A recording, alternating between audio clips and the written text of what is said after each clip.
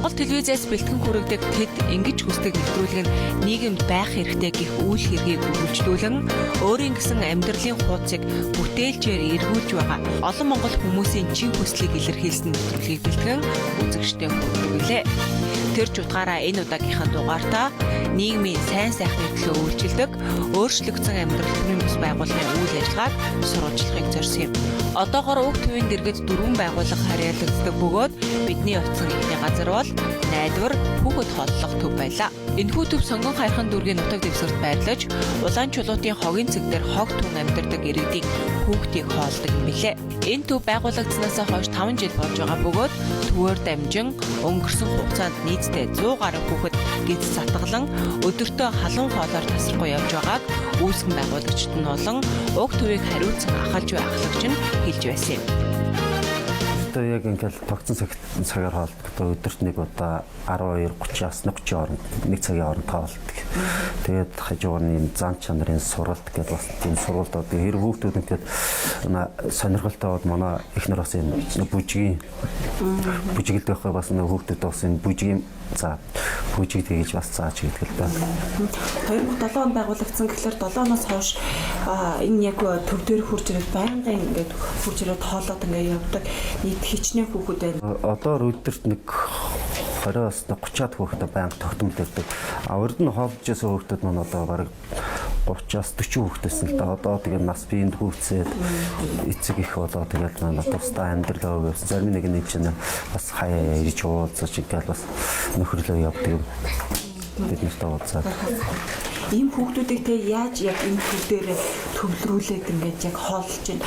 За дүүргээс ч гэх юм уу хорооноос яг ийм хүүхдүүд байна. Танаа дээр энэ хүүхдүүд ингээд өдөрт хоолж байгаа ч гэсэн саналыг хүргэх юм эсвэл та нар өөртөө санаачлахаараа хороондоо хандаад ийм хүүхдүүд бол манайд ирүүлээч гэдэг саналыг хүргэх юм. Эднэрийг энэ хоолойгоо бид нар өөртөө санаачлагаараа тэгэл нэг санаачлагаараа явуулдаг. Тэгээд өөрсдийнхөө дээрээс нэг мөрөхийн санаачснаар тэгэл ийм хүүхдүүдэд хурж үйлчлэнэ гэсэн болохоор энэ эдгээр хүүхдүүдээ өөрсдөө ихэд цуглуулж авчиж хоолндоо хамруулдаг байж байгаа. Сүйдээ эдгээр хүүхдүүд маань бас адилхан тийм асуудалтай айлын хүүхдүүдийг бас авчирдаг л да. Тэг хүүхдүүд бол одоо хичээлээ тараад шууд наашаа ирэх үү? Хичээлээ тараад хичээлээ явахдаа яг л ингээд таардаг л да цаг нь. Зарим сая ингээ хичээлдээ явжсэн тэгээд энд анх иржсэн хүүхдүүд та хэлжээ нэлээд өсч өндөгөө том аав ээж ингээд ахмагч болчлоо гэж ярьж. Тэр хүүхдүүд маань эргээд энд яриад би нэг одоо энд ирж байгаа хүүхдүүстэй туслая. Миний чадах юм бол ийм байна. Би энэ зүйлээр ингэж туслая гэсэн тэр саналуудыг бас гаргадаг л хэлгүй. Зодхоогийн нэг кандидат одоо суйсан нэгдүгээр курс сурдаг. Одоо өөрчлөлт энэ үйлчлэл одоо энэ чинь бас ирж эдгээр хүүхдүүд бас хаяада ирж багшаач. Тэгээ өөрийнхөө бас энэ дан хамрагдчихсан тэр юунуудаас бас ярьдаг л да. Түүхээсээ яриад эдгээр хүүхдүүд бас ингээд дуу хөгжим зааж өгдөг. Эдгээр хүүхдүүдийг бас ингээд дуулаа орон бай. Тэгээд амт чанд нартай хаалаар бас ингээд өдөр удам ингээд алхасгүй ингээд хаалхсан унтлахсан тий. Одоо маань ч тасралтгүй үйл ажиллагаа явуулаад 6 жил болж байгаа. Хоолыг бол та нар өөрсдөө хийх үү? Хоолыг маахны тоогооч маань сая та нарыг ирэх юм гэж явцад хэлээд тоогооч одоо нэгдүгээр зэргийн тоогоочтой өдөр болго өөр ондоо хоолдог байхгүй. Өдөр болго өөр хоолыг хийж хүүхдөөс дүгнэ гэдэг бас сонирхлыг нэлээ өдөөгд наашаа ирэх сэтгэлийг илүү их татдаг байх нэ. Лайлалах идэх тухтай хоол дээр нөө тэрийг л хийж байна. Заримдаа асууж хоол идэхгүйгээд хүүхдүүд нь тийм хоол идэх бас зарим хүүхдүүд тэгэл одоо цэсээ өөрчлөлт чинь цэвэрхэн тоглог юм байна. Хойлоо танаа галзуух байх уу? За тийм. Бидний дараагийн утсан газар бол 12 дугаар сарын 12-ны өдрөөс үйл ажиллагаагаа эхлүүлээд буй төр хоноглох байр. Өөрчлөгдсөн амьдрал төрийн бус байгууллагаас энэ төвийг байгуулахдаа орон гэргүй, орчих ойр дотны хамаатны садан, үр хөвгөдгүй иргэдийг халуун хоол, дулаан байраар хангаж хоноглуулах зорилготой энэ төвийг байгуулж сайхан нээлттэй хийжээ. Одоогоор энэ төвд 20-30 хүн байнгын хоноглож байгаа талаар ахлагч нь хэлж байсан юм.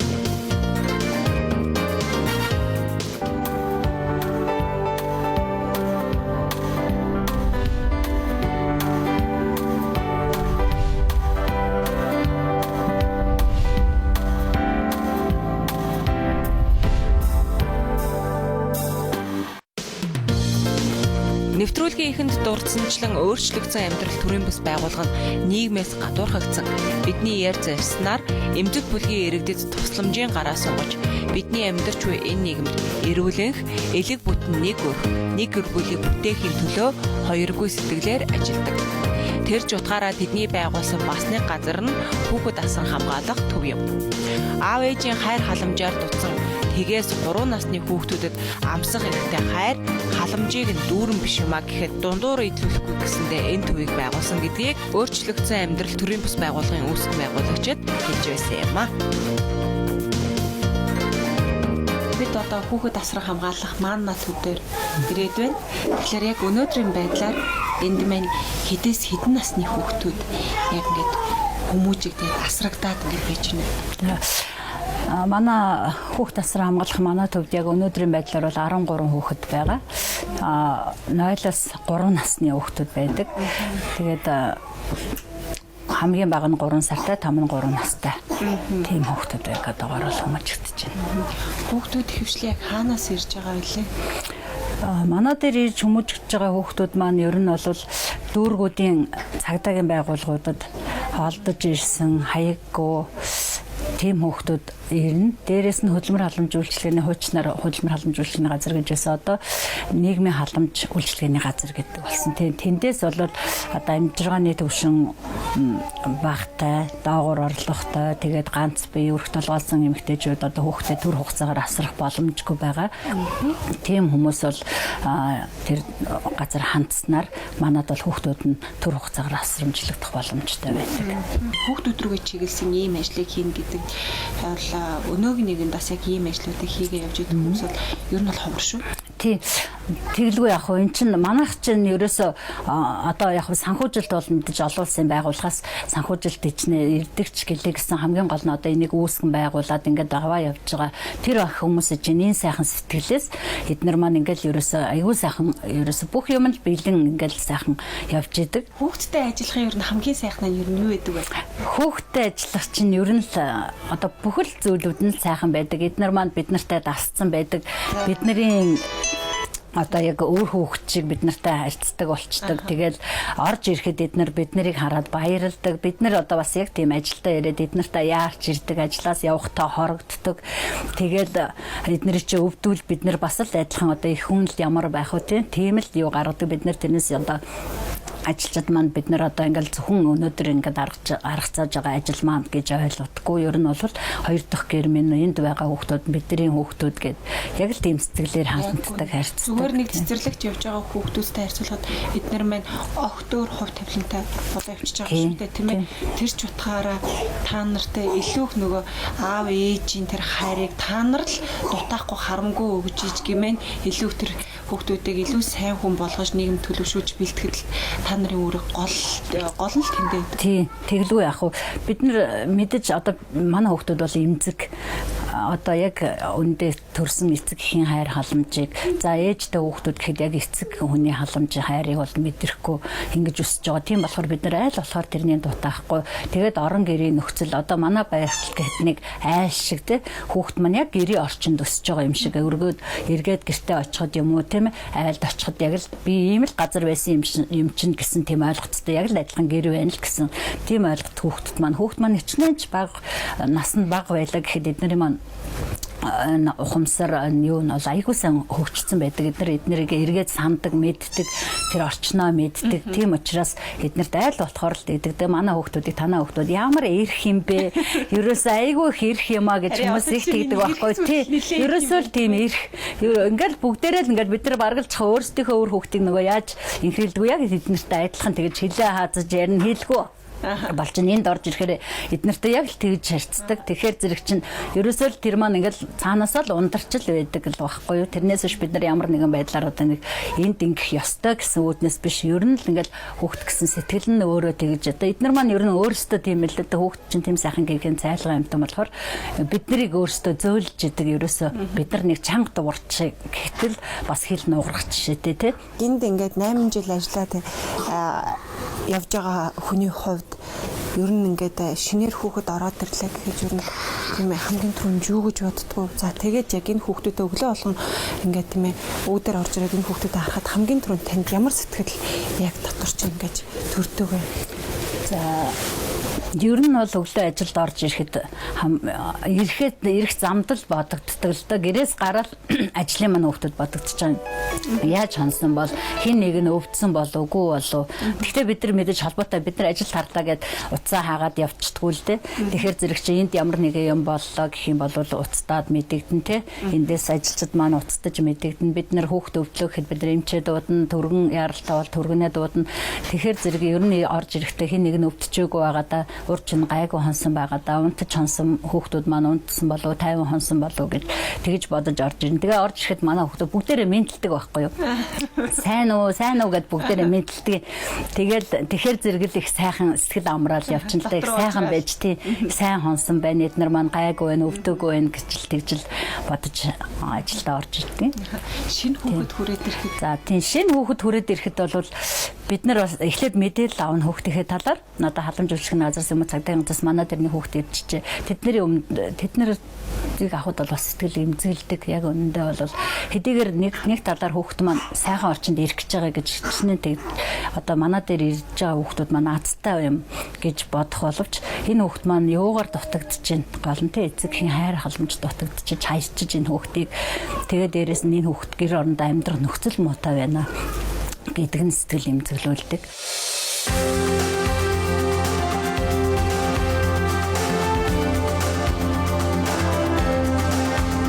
Ирэхдээ хин нэг нь өвдчихөөгүй байгаа да. Урч нь гайгүй хонсон байгаа да. Унтаж хонсон хүүхдүүд маань унтсан болов 50 хонсон болов гэж тэгж бодож орж ирнэ.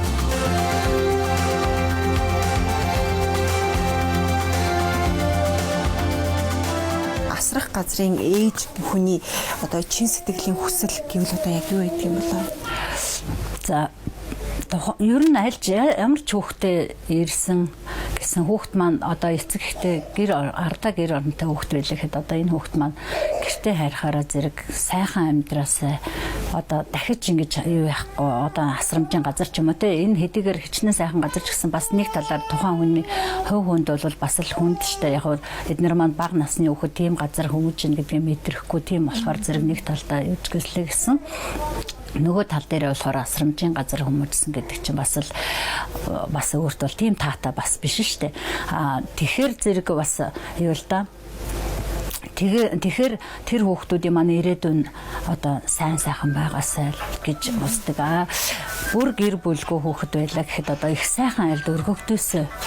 Тэр авсан гэр бүл маань бат бүх байгаасай хүүхэд маань хангалуун сайхан амьдраасай гэд тэрэн дээр л их санаа зовж бас бид нар маань нэлээ их судалгаа хийдэг одоо өгж байгаа айлаа хамтарч ажилладаг бас төрийн байгууллагуудтай хамтарч ажилладаг тэрдэл дээр судалгаанууд сайн хийгдсэн үндсэн дээр яхаа хүүхдүүдэд өргүүлдэг тэрнтэй бол бас одоо бол бид нар сэтгэл ханамж сайтай л байдаг одоо эргэж бид нар их холбоотой байдаг учраас ар гэрийн мэдж байгаа хүүхдийнхээ өсөлтийг одоо өргөлж хянаждаг болохоор тэрдэл дээр бол одоо орол санаа зовх юмгүй.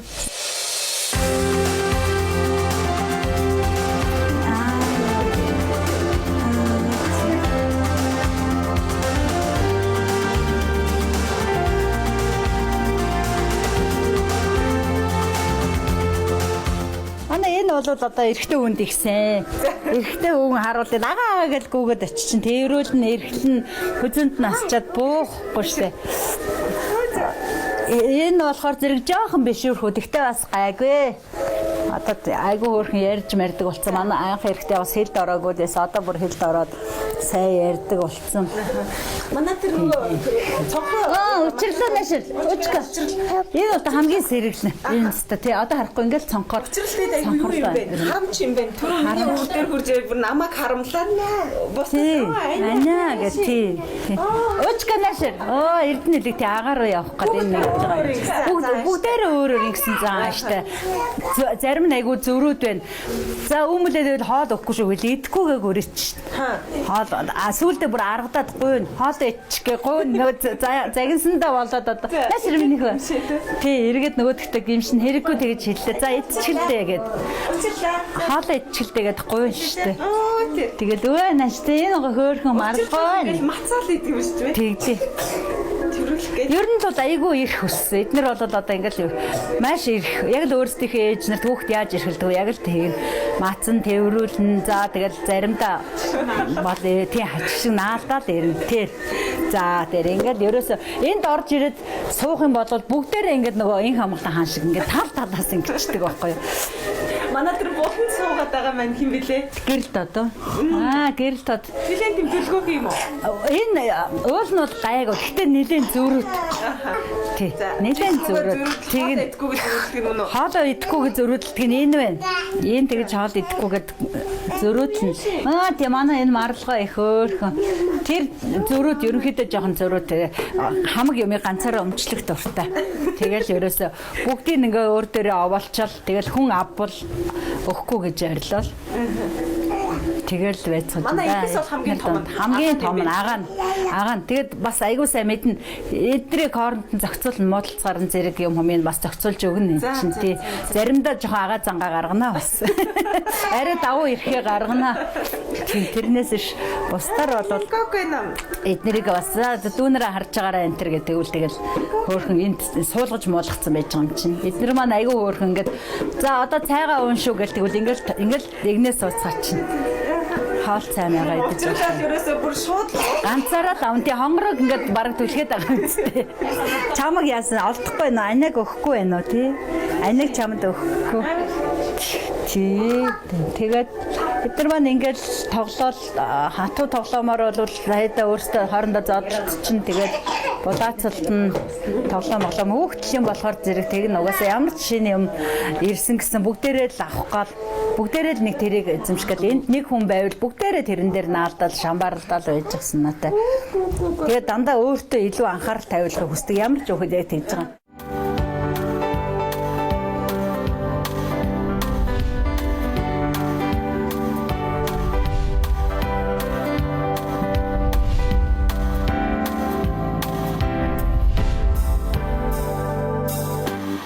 Яг одоо л өөрчлөгдсөн амьдрал төрийн бас байгууллагаар хүрэлцэн ирээд яг за энэхүү төрийн бас байгууллагын маань тухайд бол архины хамааралтай хүмүүсийг архинаас гаргах сургалтуудыг явуулдаг байгаа тийм ээ.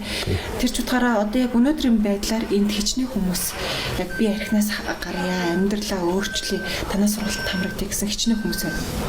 За одоо манай энэ өөрчлөлтийн төвд бол одоо 60-аад хүн байна да. Одоо 2 авагдсан сансар төвгүүд одоо энэ байдаг. Улаастай төвгүүд бас нэг байгаа. Одоо 2 авагдаад ингээд өөртөө архины энэ донтолт өвчнгөөсөө бүр ингээд салъя гэсэн өөртөө хүсэл шийдвэр гаргаад манай төвөж орж ирдэг. Яг манай улсын хувьд сэтгцэн мэдрэлийн үндэсний төв гэдэг байгаа шүү дээ. Яг наркологийн эмнэлэг байна. Архинаас хамааралтай хүмүүсийг архинаас гаргадаг. За тэр тэдний тухайд бол яг эмнэлгийн эмчилгээг явуулж тийм ээ тэдгээр хүмүүсийг бол архинаас гаргадаг. Тэгэхээр танаа тухайд бол яг ямар үйлчилгээгээр ямар нөлөөллөөр тэр хүмүүсийг ерөнхийдөө архинаас гаргах тэр үр дүнг гаргадаг. Манайх бол архины талаас гарах үйлчлэл бол сэтгэл зүй талаас нь бид нар хичээл орж архины донтолт ямар хохиролтой байдаг тэр талаас нь хичээл оруулж. Энэ бол ерөнхийдөө анзаархад нийтийн байшин гэдэг нэлээд олон өрөөтэй байна. Энэ одоо хичнээн өрөөнд үү? Эцэг 12 өрөө байдаг. За 12 өрөөнд 4-өөс дээш босуудад нэг өрөөнд 4 хүн байдаг. Чинээс нэг өрөөнд 4 хүн. Энэ одоо энэ 4 номерт нэг 5 хүн байдаг. Тэгээд бусдын дандаа ингээл 4-4-өөр ингэж байдаг. 12 өрөө байдаг. Тэгж одоо яг гэр оронгоо одоо нийгэмд хаягдсан гэх юм уу, гологдсон гэх юм уу одоо тийм архины тийм донтолт өвчтөй болсод хаана одоо гадаа үйл болж байна те. Хаана хонолох уу, хаана очих уу, хинтээ хандах уу гэж осод байдаг. Тэгэхэд манай энэ өөрчлөлт амьдрал төвийг улсуудаас дамаа хүнээс ингэ сонсч иж өөртөө бүр за энэ арх гэдэг асуудлаас салъя гэж шийдвэр гаргаад өөртөө хайж олчирдаг. Тийм болохоор манайх энэ төвдөө бүр яг байрлуулад 6 сарын хөтөлбөртэй байрлуулад яг энэ дулаан орон байраар хоол ундар хангаад яг ингэ тэднэрт үйлчлэл явуулдаг. Тэгээд тэндээ л онцлог байдаг. Танаас өөрийгөө танилцуулж болох уу? Болно. Тэгвэл хоёулаа өөрийгөө танилцуулдаг. За.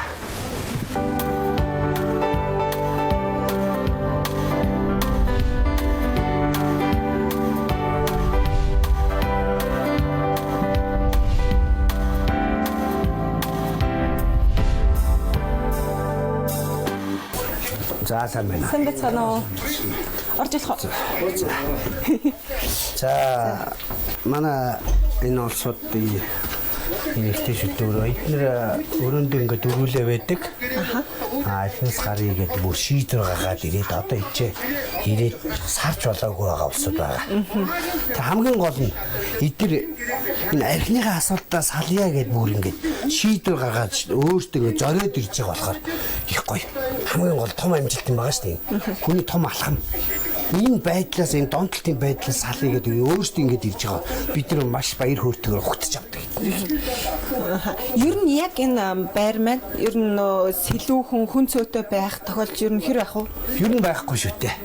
Ер нь байхгүй. Улирлын чанараас хамаарахгүй. Улирлын чанараас ерөөс хамаарахгүй.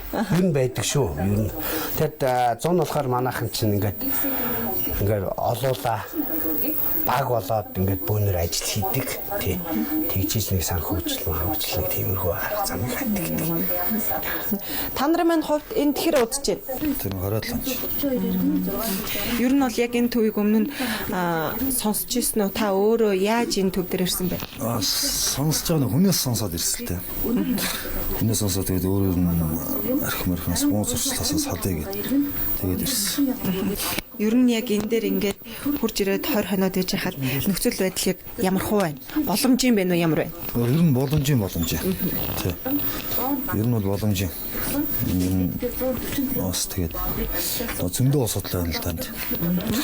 Ерөнхийдөө ер нь боломжийн тэгэл байж. Тэгээд одоо энэ архин сарх хүсэлтээ өөрөө тэгэл байж.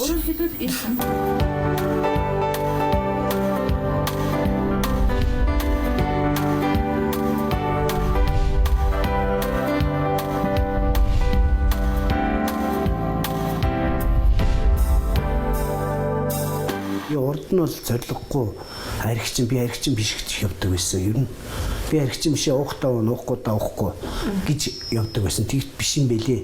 Яг тэр үедээ тэгж явж байсан. Одоо бол би ихэд жинхэнэ архины донтолт өвчтэй бүр бараг л өгөхөд нэг алхам дутуул тийм юм байсан байлээ гэдгийг би өнөөдөр одоо яг энэ байгууллагад ирээд өөрийгөө олж харсан.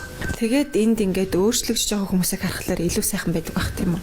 Хөө ичиж чадаа яг ингээд гоё өөрчлөгдөд ингээд нэг нөгөө хоорондоо гоё яриад ах дүү шиг хамт олон шиг болдог болохоор би тэднийг хараад их баярлагдав. Бас л нэг над шиг бас нэг хэд хэдэн хүн байх юм бол энэ Монголыг доороос нь өөрчлөх юм байна. Манай өөрчлөгдсөн амьдралын нэр өөрчлөгдсөн амьдрал энэ одоо гоё нэр нь шүү дээ тий. Хамгийн гол нэг хүн амьдралаа өөрчлөх гэж тий. Нөгөө нэг харанхуугаас гэрэл гийлүү гарах гэж энэ өөрчлөгдсөн амьдрал төв гэдэг. Нэр нь болохоор бас гоё санагдаж байгаа шүү дээ. Энэ их гоё нэртэй манай өөрчлөгдсөн амьдрал төв энэ их гоё нэр. За танд баярлалаа. Тэгээд цаашдаа өөрсгөө тийм ээ өөртөө адил маш олон танаа төвийг зорж ирж байгаа олон хүний амьдралыг өөрчлөө тэднэрт бас ирээдүгөө илүү гэрэл гэгээтэйгээр харах тэр итгэлийг бас өгөөрөө таны тэр зорьсон зорилгоос бэлэн гэдэгт итгэлтэй байна. За баярлалаа.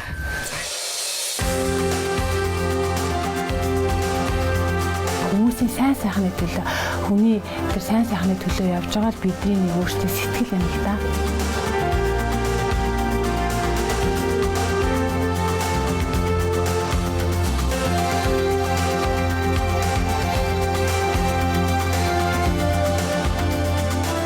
Нийгэм маань болохоор зэрэг айгүй хэцүү байгаа штэ. Тэгээд энэ дундаас болохоор яг тэр нийгэмд хаягдаад байгаа амьдралын одоо тэр сайн сайхныг мэдэрч чадахгүй байгаа тийм ээ.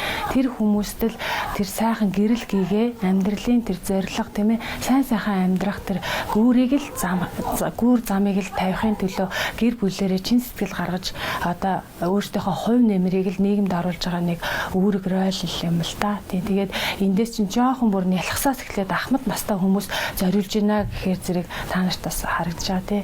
Одоо хүүхдээ асрах газар байж гин ахмадын совилол байж гин одоо энэ нийгмийн хамгийн хэцүү одоо архитект байна шүү дээ. Манай нийгмийн дийлдэшгүй хүчин бол тэгээ энэ залуучууд хүүхдүүдийг бас өөрчлөхийн төлөө ингэж авч. Тэгээ нөхөр маань болохоор хуульч юм байсан. Тэгээ өөрөө болохоор яг энэ нийгмийн нэмзэг бүлэг дээр тэр хүн нийгэмдээ одоо бас гүйцэтгэж байгаа өөрийнх нь тийм ээ үүрэг гэдэг утгаараа болохоор зэрэг хүмүүсийн сайн сайхны төлөө хүний тэр сайн сайхны төлөө явж байгаа л бидний нэг өөрсдийн сэтгэл юм л да. Тийм ээ сэтгэл хүний сэтгэлээ зээж байгаа л тийм. ажил. Нэг хүүхдээ амьдрч гэсэн ээжтэй аавтай сайн сайхан хүмүүжээсээ тийм ээ эцгийн хайр гэдэг ямар агуу вэ? Тэрийг мэдрүүлэх тийм үү?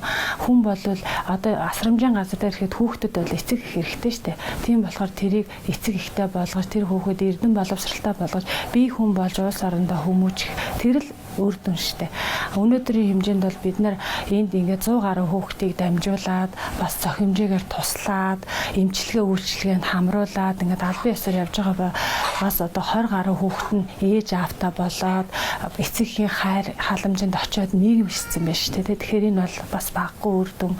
Мөн бас архины хамааралтай хүмүүст ажиллаж байна тийм ээ. Бид нар манай хань маань бол нөгөө гэр бүлийн өдрлөг гэж хийдэг байсан хүмүүсийг нөгөө гэр бүлээр нь хамруулад ямар нэгэн донтолт буюу ямар нэгэн асуудалтай хүмүүстэй ярилцаж зөвлөгөө санамжийг өгж ингэж ажилтдаг байсны үр дүнд одоо өнөөдөр 130 гаруй гэр бүл тийм ээ архинаас гарч хөндөрч би бас л нийгэмдээ бас л цэвэршээд очиж байна. Ахмадын совилал гээд ажиллаж байгаа гэдэг маань бол тэр ахмад хүн ч гэсэндээ тэ эрүүлжээд би сэтгэлэн болоод амар тайвныг аваад гарч ийн. Тийм үр дүнгууд байгаа. Мөн улаанчуулуудын хогийн цэг дэрх юм бол олон хүүхдүүдийг бид нар зөвхөн хоолоо зогсохгүй бас нөгөө нэг анхан шатны сургалтууд нөгөө бичиг үсэг хүүхдүүдийн сургалтууд явуулсан байдаг. Мөн тэнд бид нар бол одоо 6 дахь жилдээ үйл ажиллагаа явуулж байна. Тэндээс нэг хүүхэд бол 13 настай ирээ сая сургуульд 18 настай орж хүмүүжихдээ тэр хүүхэд ерөөсөө сургууль завсарсан хүүхэд байсан. Гэхдээ манай төвөөр дамжаад сургалтанд хамрагдаад багш нарынхаа хайр халамжинд ор яваад соёл урлагийн их сургуульд хүртэл орж суралцаж бас нийгэмд бас төлөвсөн хүн бий болж байгаа. Тийм үр дүнтэй юм л да тийм. Хүсэл мөрөөдөл, зориг тэмүүлэл гэдэг хүнийг нас үеэс нийгмийн гарал үүсэл, албан тушаал, баян ядуу гүйл харгалзан хүн бүрт байдаг. Гэхдээ хүнд өөрөө өөртөө итгэл, тэрхүү итгэлээс улбаатай мөрөөдлийнхөө төлөө өөрийгөө дайшлах итгэлийг бэлэглэн гэдэг хамгийн чухал. Ялангуяа нийгмийн эмзэг бүлэг болсон орон гэргүй хүмүүс эцэг ихтэй хаягдсан хүүхдүүдэд ирээдүгээ гэрэл гэгээтэйгээр харах тэр итгэлийг төрүүлнэ гэдэг амаргүй атлаа хамгийн амттай ажил гэдгийг өөрчлөгдсөн амьдрал төрийн бас байгууллагын гишүүдийн хийсэн ажлыг сонирхож явахдаа бидэрсэн гэдгийг нэвтрүүлгийн төгсгөлд хэлье. Хүчин зүйл байдаг.